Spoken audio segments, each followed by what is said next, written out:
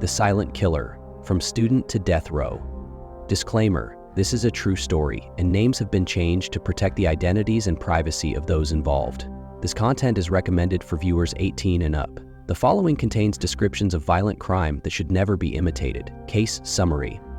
Hey there, true crime enthusiasts. Before we dive in, make sure to hit that like button and subscribe to join our detective community. I'm Detective Shernan, and today I'm taking you through one of the most chilling cases I've ever investigated. In the spring of 2009, what started as a simple absence from work led to the discovery of a horrific triple homicide in Gifu Prefecture, Japan. A mother and son brutally murdered, another son gravely wounded, and even the family cat killed, all by a desperate foreign student whose financial troubles spiraled into unthinkable violence. The most shocking aspect? The killer escaped right in front of a police officer, then lived normally for 3 more years before a seemingly minor car theft connected him to the murders. What began as petty theft by a promising Chinese student named Marcus Chen evolved into a robbery gone wrong, resulting in multiple murders. The case reveals how financial pressure, shame, and isolation can transform an ordinary person into a monster. This investigation took us through forensic evidence, including a hoodie with DNA evidence, a distinctive foreign accent, and ultimately, the crucial DNA match that finally brought justice to the devastated Nakamura family. The killer's path from honor student to death row inmate serves as a stark reminder of how unaddressed problems can lead to catastrophic consequences. So settle in as I walk you through this case step by step. I guarantee you won't see the twists coming. Part 1. The Discovery. The rain was hammering down on my windshield as I pulled up to the Gifu Police Department. The dispatcher's call had been brief but urgent, a potential homicide with unusual circumstances. Little did I know, I was about to begin working one of the most disturbing cases of my career. Morning, folks. Detective Shernan reporting for the Nakamura case. I flashed my badge to the officer at the desk, grabbing a much-needed coffee from the station pot. Fill me in on what we've got. The initial facts were straightforward enough. On May 2, 2009, Taro Nakamura, a 26-year-old bakery employee, failed to show up for his morning shift. No call, no message, completely out of character for a man described by colleagues as reliable and punctual. His fiancée, who worked at the same bakery, had tried reaching him repeatedly, but every call went straight to voicemail. By noon, Taro's supervisor grew concerned enough to visit his home in Gifu County. He rang the doorbell, but silence greeted him, a silence that prompted a call to local police. The responding officer accompanied the manager back to the residence around 1 p.m., the desk sergeant explained, sliding a preliminary report across the table. I flipped through the pages, coffee cooling beside me, absorbing details that would soon paint a horrific picture. When they arrived at the modest 2-story home, they rang the doorbell again. This time, a weak voice responded from inside. It belonged to Kenji Nakamura, Taro's 25-year-old brother, who had somehow managed to hop from the living room to the front door with both hands and feet bound. When officers broke down the door, they found Kenji with 6 stab wounds to his neck, blood soaking his clothes. He crawled how far with bound limbs and multiple stab wounds, I asked, eyebrows raised. That's remarkable survival instinct. About 15 feet, the sergeant replied. The paramedics were shocked he was still conscious. Despite his severe injuries, Kenji managed to tell them he'd been attacked by an intruder when returning home at dawn. He had no idea what had happened to his brother Taro or their mother Hana. What happened after they got the brother out, I asked, already sensing this wasn't going to end well. This is where it gets complicated, the sergeant said, hesitating. The responding officer entered to investigate and found a young man huddled in the corner of the living room. I leaned forward. And? Based on Kenji's description, the officer assumed this was Taro, in shock. He tried to reassure him, saying it was safe to come out. The sergeant paused, but instead of responding, the man bolted out through the kitchen door and disappeared. Wait, the officer let a potential suspect escape? I set my cup down harder than intended, coffee sloshing over the rim. He believed it was the victim's brother in a state of panic. He called for backup and continued the search of the house. That search revealed the grim truth. In the bedroom lay Taro Nakamura's body, face disfigured from severe injuries. killed by a knife wound to the pulmonary artery. The officer immediately realized his terrible mistake. The man who fled wasn't Taro, it was the killer who had been hiding in the house all along. "Has anyone found Hana Nakamura?" I asked. "Not initially," the sergeant replied, "but I think you should speak with the crime scene team about that." As I drove to the Nakamura residence, the rain intensified, matching my darkening mood. This wasn't just a homicide, it was a case of extraordinary brutality combined with investigative missteps that had allowed a killer to walk free. What do you think would be your first move if you were in my position? Would you focus on tracking the escaped suspect or prioritize processing the crime scene? Let me know in the comments. Part 2, the crime scene. The Nakamura home sat on a quiet residential street, now transformed by the yellow crime scene tape that fluttered in the breeze. Neighbors huddled on their porches, watching as I ducked under the tape. Their faces showed that unique mix of horror and morbid fascination that follows violent crime into peaceful neighborhoods. "Detective Shernan," I introduced myself to the lead evidence technician, a woman named Miyuki with tired eyes and methodical movements. "Walk me through what you found." "It's extensive," she replied, snapping off her latex gloves. The perpetrator was both brutal and meticulous. The living room floor still bore faint blood smears where Kenji had dragged himself toward the door. In the kitchen, dinner plates remained on the table, a meal interrupted by violence. The bathroom showed signs of extensive cleaning. The killer had used both the bathtub and washing machine to clean blood-stained clothes and towels. "No fingerprints anywhere," Miyuki noted. "He wore gloves throughout." I moved toward the bedroom where Taro's body had been found. The medical examiner had removed the corpse hours earlier, but the outline remained, surrounded by dark stains that no amount of cleaning would ever truly remove. "The interesting thing is what we initially missed," Miyuki said, pointing to a closet in the corner of the room, "and we didn't thoroughly check it until our second sweep the following day." She opened the closet door, revealing a space now empty but marked with evidence tags. Under a blanket, we found Hana Nakamura, the 57-year-old mother. Autopsy shows she died from blunt force trauma to the skull. The family cat was also in there, disemboweled. I took a deep breath, fighting the wave of revulsion that washed over me. 3 decades in law enforcement, and the depths of human cruelty could still catch me off guard. "The killer stayed in this house overnight," I said, piecing together the timeline. "He attacked Hana first, then Taro when he came home from work. Then he cleaned up, ate their food, and waited until Kenji returned home in the early morning hours." "Exactly," Miyuki confirmed. "We found evidence he ate the dinner Hana had prepared and even drank miso soup from their kitchen. Phone records suggest the initial attacks happened between 9:30 and 10:10 p.m. on May 1st. What else do we know about the perpetrator?" Kenji described him as wearing a hoodie and mask. When the perpetrator demanded money, Kenji noted he spoke Japanese with a distinct foreign accent. "Any physical evidence linking to our suspect?" "That's our breakthrough," Miyuki said, leading me to her evidence table. "We've isolated blood samples of type O different from any family member. DNA analysis confirms it belongs to our perpetrator, but there's no match in the national database." I examined the bagged evidence. A gray hoodie, size large, left behind in the killer's hasty escape. The collar was yellowed with sweat stains, suggesting it hadn't been washed in months. "Brand?" I asked, turning the bag over. "Manufactured in Nagoya. Budget label. Fewer than 500 units of this specific color and size were distributed throughout Japan." What was stolen? Approximately 22,000 in cash and a watch belonging to Hana.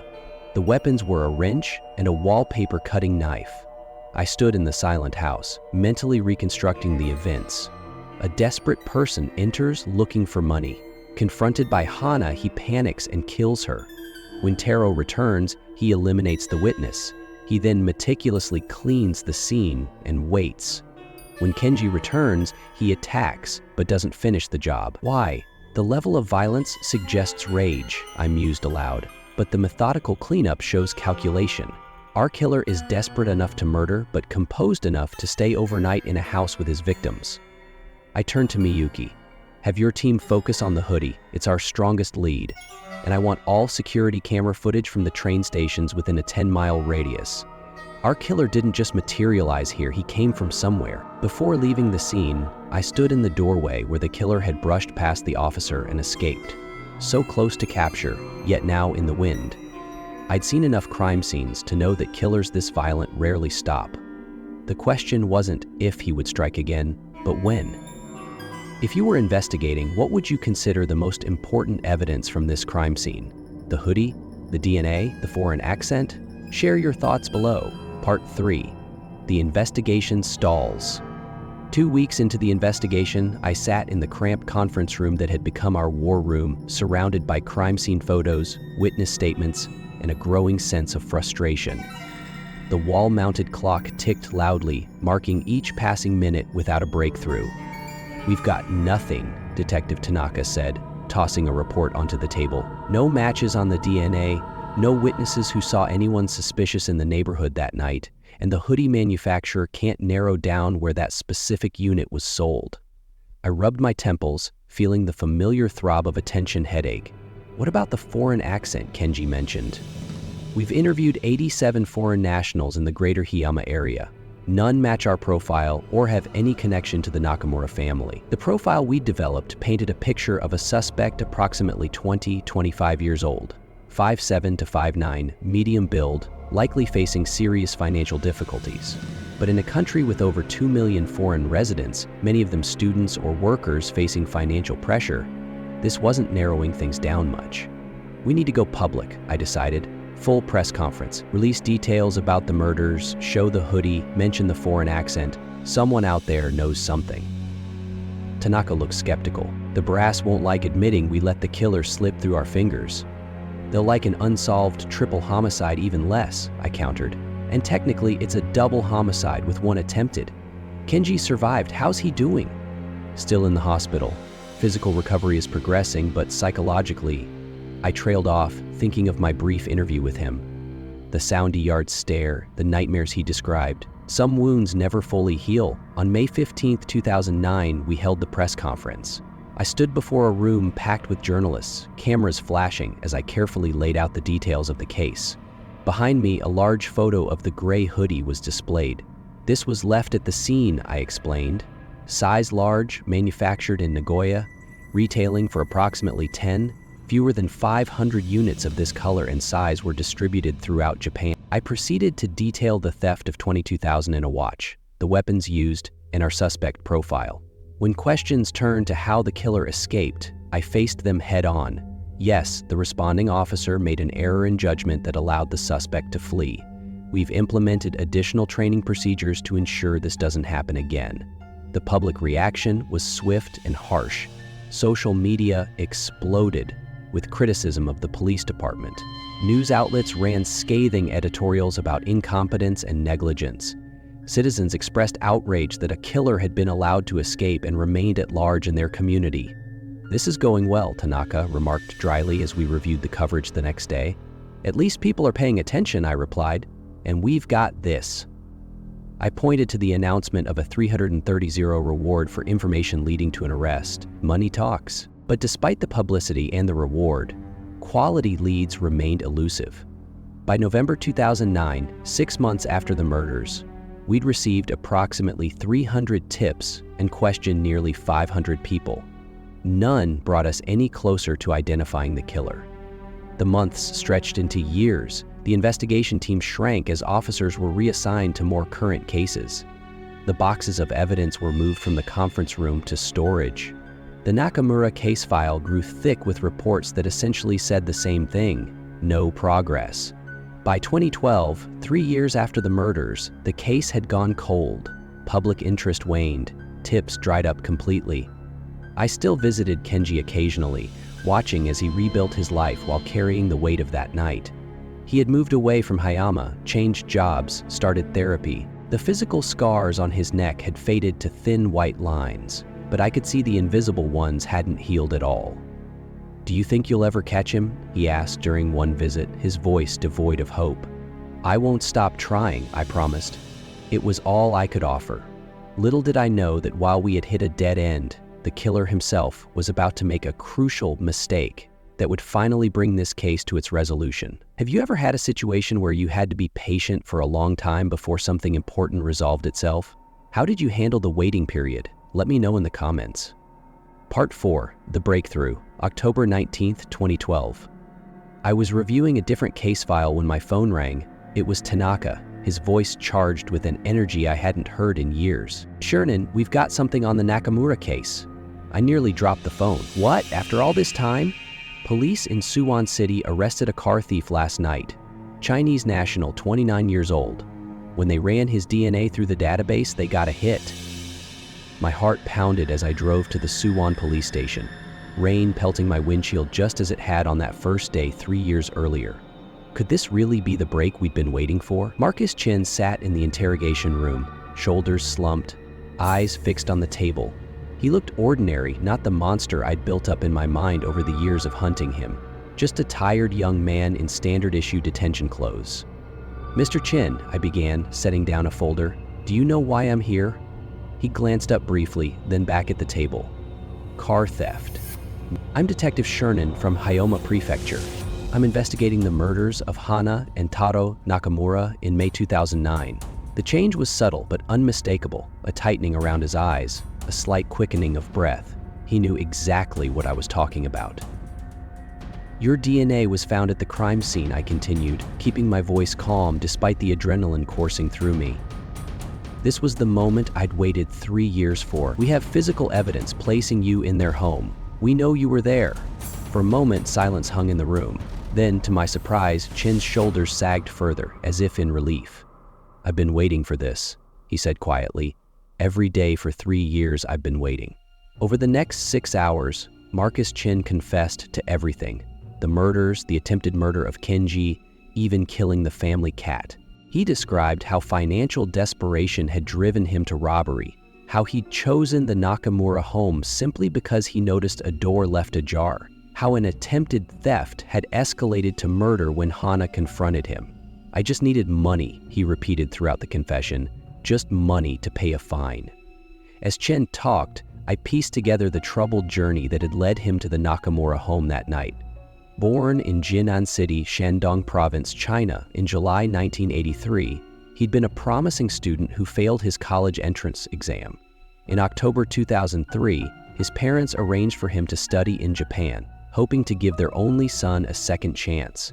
Initially, Chen maintained his studious habits, quickly learning Japanese and dreaming of becoming a bridge between China and Japan. But financial difficulties emerged almost immediately. Too proud to ask his parents for help, he began living an increasingly desperate lifestyle, rummaging through trash for food, eventually turning to theft. His first arrest came in April 2004 for stealing a rice ball from a convenience store. Though the charges were resolved with compensation, the incident marked him as an outsider among his classmates, driving him further into isolation. Academic setbacks followed. He missed admission deadlines, ended up in programs he didn't want, and accumulated late tuition payments and rent. By 2008, his situation had become dire. He was repeating a year of university due to poor attendance, owed significant amounts in tuition and rent, and had been arrested again, this time for stealing a lobster from a restaurant. The fine? $2,000. "I couldn't tell my family," Chen explained, his voice hollow. "They thought I was successful. How could I tell them I was a failure and a thief?" In February 2009, he was caught stealing a female sailor uniform from a store.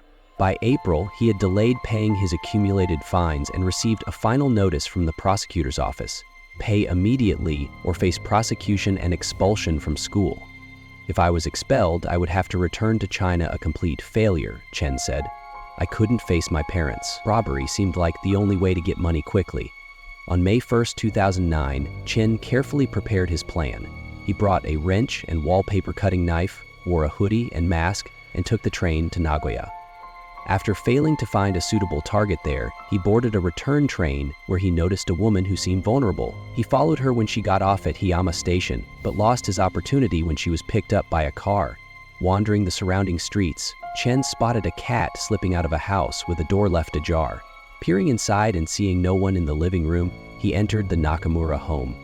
What followed was a night of escalating horror as Chen killed Hana, then Taro, cleaned the crime scene, and waited until morning. When Kenji returned home, Chen attacked him too, but for reasons he couldn't fully explain, didn't kill him. "I don't know why I stayed in the house all night," Chen admitted. "I think I was in shock. I couldn't believe what I had done." After escaping when the police arrived, Chen used the stolen money to pay his fine. He returned to his studies, eventually graduating in 2011 and joining an auto parts factory. He even planned to bring his girlfriend from China to Japan for marriage. "I thought maybe I had gotten away with it," he said, staring at his hands. "I tried to be a good person after that. I tried to forget." But the financial problems that had pursued him throughout his life didn't disappear. When denied a raise at his job in 2012, Chen resigned and switched to construction work. Still needing more money, he returned to theft, stealing a colleague's phone, then items from another colleague's car, and finally stealing a car, which led to his arrest and DNA match. As Chen finished his confession, I felt no satisfaction, only a profound sadness at the waste of so many lives. 2 innocent people dead, another scarred forever, and a once promising student now facing the death penalty, all because of financial desperation and the inability to ask for help. "You could have just called your parents," I said quietly. "They would have sent you the money for the fine." Chen looked up, his eyes filled with tears. "I know," he whispered. "I know that now." The confession complete, I stepped outside to call Kenji Nakamura. After 3 years, I could finally tell him we'd caught his family's killer. What do you think drives people to make such devastating choices rather than asking for help? Have you ever been in a situation where pride prevented you from seeking assistance? Share your thoughts below. Part 5, Justice and Reflection. December 28, 2013. Marcus Chen was formally charged with multiple serious offenses: theft, breaking and entering, robbery, murder, and attempted murder. During detention at Nagoya Detention Center, he attempted self-harm several times, his mental state deteriorating rapidly. I visited him once during this period. The cocky student who had once stolen for thrills had been replaced by a hollow-aged shell of a man, crushed by the weight of his actions. "Did my confession help the family?" he asked through the visitation glass. "Nothing can help them completely," I replied honestly, "but knowing the truth matters." In 2014, the court ordered a psychiatric evaluation. Despite Chen's evident mental distress, experts concluded he did not suffer from mental illness that would absolve him of responsibility for his crimes. On January 19, 2015, almost 6 years after the murders, the first trial was held at Nagoya District Court. Kenji Nakamura attended, as did Chen's parents, who had flown from China. I watched Chen's father, a dignified man with graying hair, as he listened to the details of his son's crimes. The expression of bewildered grief on his face mirrored what I'd seen on countless parents' faces over the years. How did my child become this person? On February 20, 2015, the court sentenced Marcus Chen to death. The defendant's crimes were committed solely for the purpose of financial gain, the judge stated. He showed extreme cruelty in killing not only his initial victim but also her son, and attempting to kill her second son. Furthermore, he remained in the victim's home overnight, using their facilities and consuming their food, showing extraordinary callousness. Society cannot tolerate such actions. Chen appealed, but the Nagoya High Court upheld the original sentence on October 14, 2015. A further appeal to the Tokyo Supreme Court was rejected on September 6, 2018. By then, Chen was 35 years old, and 9 years had passed since that fateful night. Today, Marcus Chen remains on death row at Nagoya Detention Center, one of more than 110 inmates awaiting execution in Japan. The last time I saw Kenji Nakamura was at the Supreme Court decision. Now, in his mid-30s, he had somehow found a way to continue living despite the trauma he'd experienced. He had married, begun a family of his own. "Does the death sentence bring you any comfort?" I asked him as we stood outside the courtroom. He considered the question carefully before answering. "Not comfort.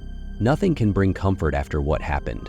But perhaps closure, the knowledge that the system worked, eventually. As I close this case file, I'm left with the profound sense of tragedy that permeates every aspect of this story.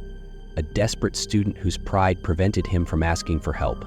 A family destroyed by random violence. A killer who might have gone free if not for his own inability to stop stealing. The Nakamura family case reminds us all of the importance of seeking help when facing difficulties. It was isolation and silence that pushed Marcus Chen down a path of no return, leading to the deaths of 2 innocent people and destroying many lives, including his own. If there's a lesson here, perhaps it's this: no financial problem, no personal failure, no embarrassment is ever worth the cost of a human life. Pride can be a dangerous thing when it prevents us from reaching out for the help we desperately need. Before I sign off, I'd like to ask you, what would you do if you noticed someone in your life spiraling into desperate circumstances? Would you intervene? How might we create communities where people feel safe asking for help before reaching a breaking point? Your insights could make a difference in someone's life. If you found this case analysis valuable, please hit that like button and subscribe for more in-depth investigations. Remember to share this video with someone who might benefit from this cautionary tale.